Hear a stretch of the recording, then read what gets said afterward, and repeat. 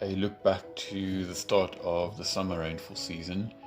Here you can see the brown grassland after winter frost.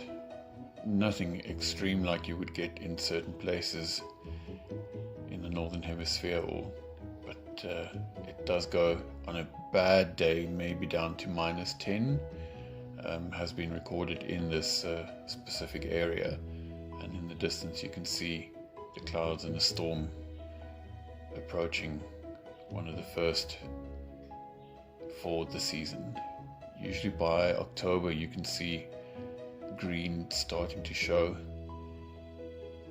through the old winter growth or the previous season's growth, the grass.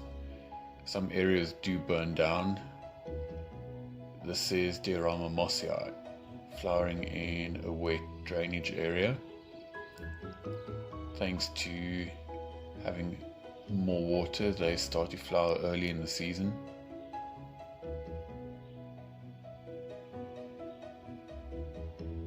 And this is Afrosolon sandersonii, another Iridaceae that grows between rocks to hide the corms from porcupines and other rodents that would dig them up at night and eat them.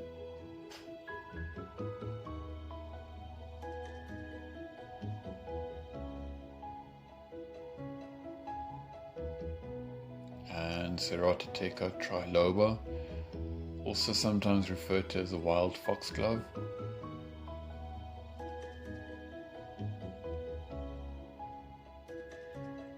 The species usually grows in disturbed places or areas where roads have been built next to the roadsides.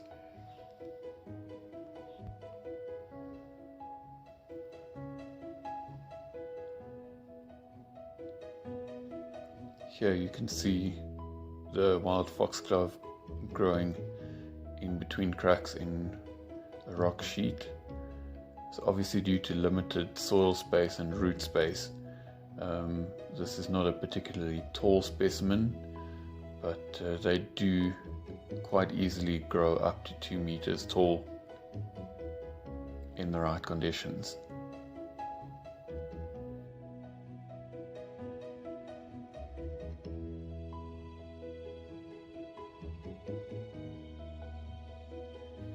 This is Cleome maculata, one of the annual species of plants that resows itself every year.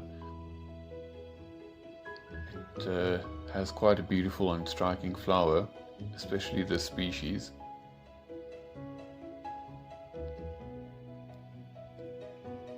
And right next to it is another species of Cleome. This is Cleome monophylla. You can see the large seed pods and the tiny single leaves, and also much tinier flowers. I guess this could have the potential to become a weed. So after raining the entire night in this particular area, you can see the felt is literally leaking water, and you've got mosses and things and ferns growing here in some of these seepage areas. And then there's a nice Ledaburia with spotted leaves.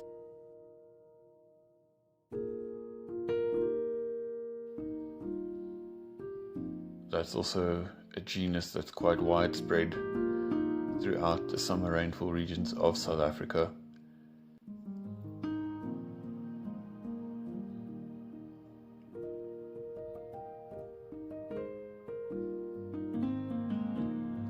So now by November, December, the veld is really wet if we have a good rainy season. Sometimes the rains aren't that good and the veld will sort of remain semi-dormant, except for those things with bulbs and tubers and that has the reserves to grow and to flower. They'll use every drop of water they can get. But other seasons like this year, we've had consistent good rain.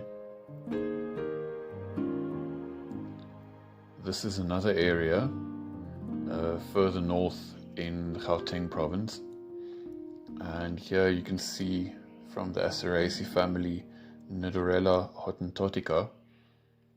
So they also like to grow in semi-disturbed places or close to roadsides, and it's quite a widespread species, and the leaves and the stems are covered in a white sort of woolly hairs, which gives it a silvery sheen.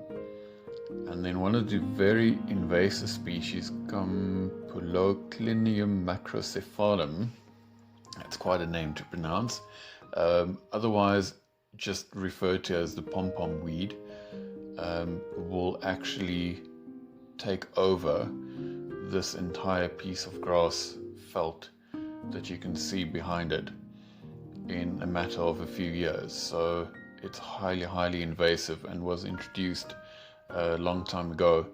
I think, if I'm correct, it's from South America, but it just outcompetes everything.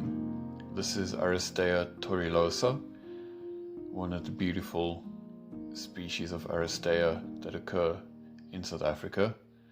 The Cape region also has some magnificent species, and the blue flowers on tall stems do seem quite magical.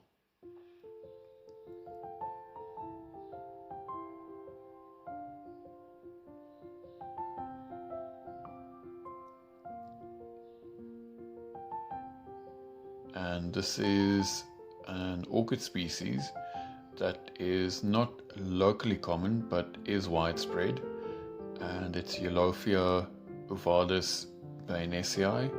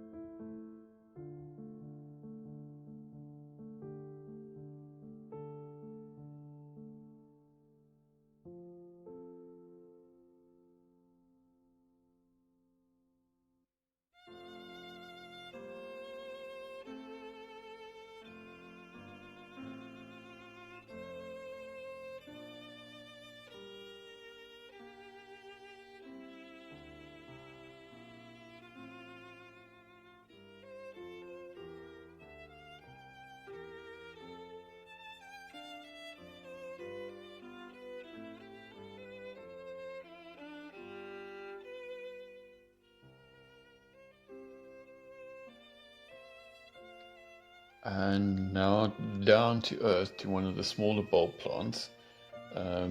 This is Oxalis obliquifolia. The Highveld and the summer rainfall regions have a handful of species, unlike the Cape, that is very rich in diversity of species in this genus.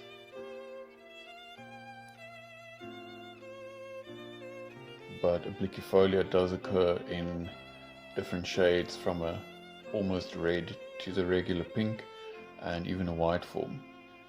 This I will leave to the entomologists to help with an ID, but these are some bugs that I found in the grassland as well.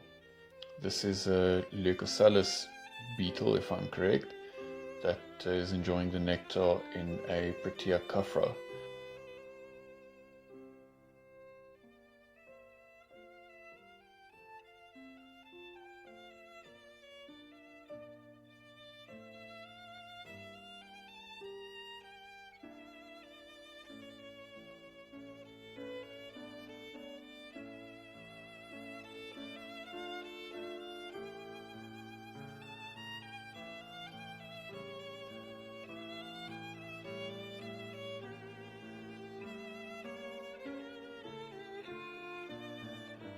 This is Coronia purpurascens subspecies humilis, growing here on a mountain plateau, or sort of a depression on the plateau that collects water.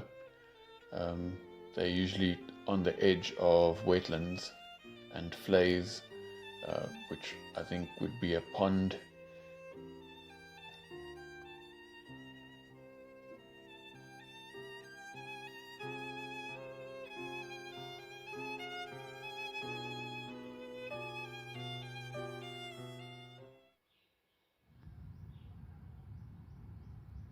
And this is Stapelia gigantea, typically mimicking the flesh or the rotting flesh of an animal. You can even see it mimics the hairs or the fur, and the scent, needless to say, also reeks and attracts flies who will lay their eggs in the flowers unknowingly, and I suppose this is nature's pest control.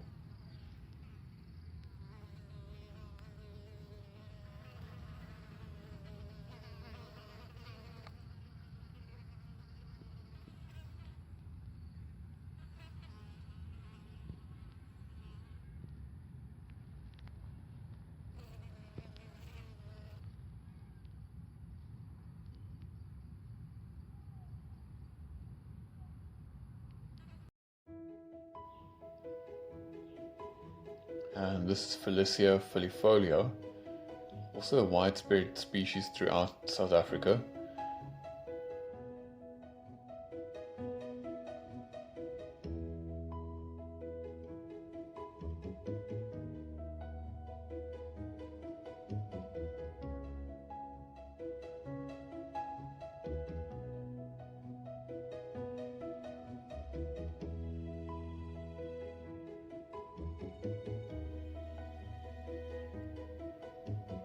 And this is Tephrosia longipes, which is a plant from the Fabaceae family, or the pea family if you like.